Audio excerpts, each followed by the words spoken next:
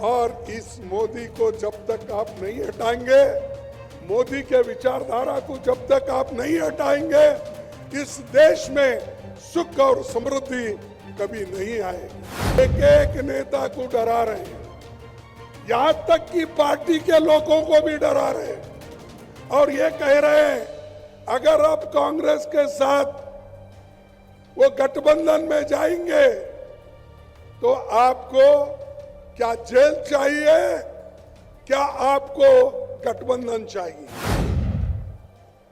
मुझे परसों वो मिले थे, कल मिले थे राष्ट्रपति भवन पे।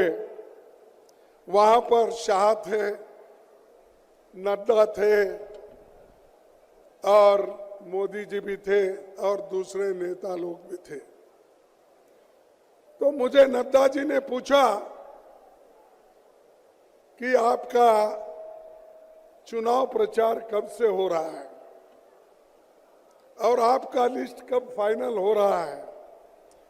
तो मैंने यही कहा हमारा लिस्ट तो फाइनल हो रहा है, लेकिन हम जो चुनाव करना चाहते हैं वो निष्पक्ष चुनाव नहीं हो रहा और मेरे खाते में, मेरे पार्टी के खाते में जो पैसे थे वो पहले ही चोरी हो गए हैं और खास करके मुझ पे जो पेनल्टी लगाई है वो 3,567 करोड़ का 3,567 करोड़ की पेनल्टी मुझ पे लगाई है। 14 लाख का हिसाब हमने नहीं दिया, इसीलिए उन्होंने 135 करोड़ का जुर्म लगाया।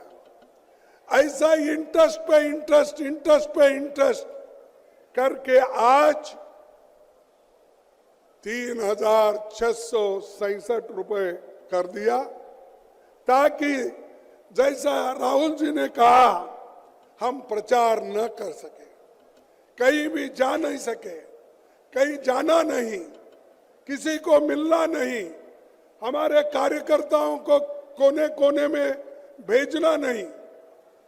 ये तरीका मोदी जी ने अपनाया है और डेमोक्रेसी को एक एक करके हमारे संस्थाओं को वो खराब कर रहे हैं, उसका ऐसा गैर इस्तेमाल कर रहे हैं, चाहे वो ईडी हो, चाहे वो सीबीआई हो, चाहे वो सीवीसी हो, चाहे वो सीबीआई हो।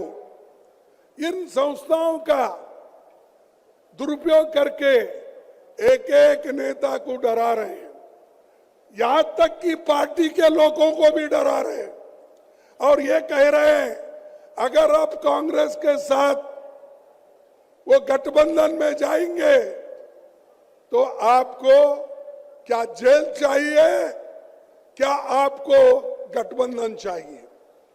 यह मैं दावे के साथ कहता हूं, किन किन नेताओं को उन्होंने डराया।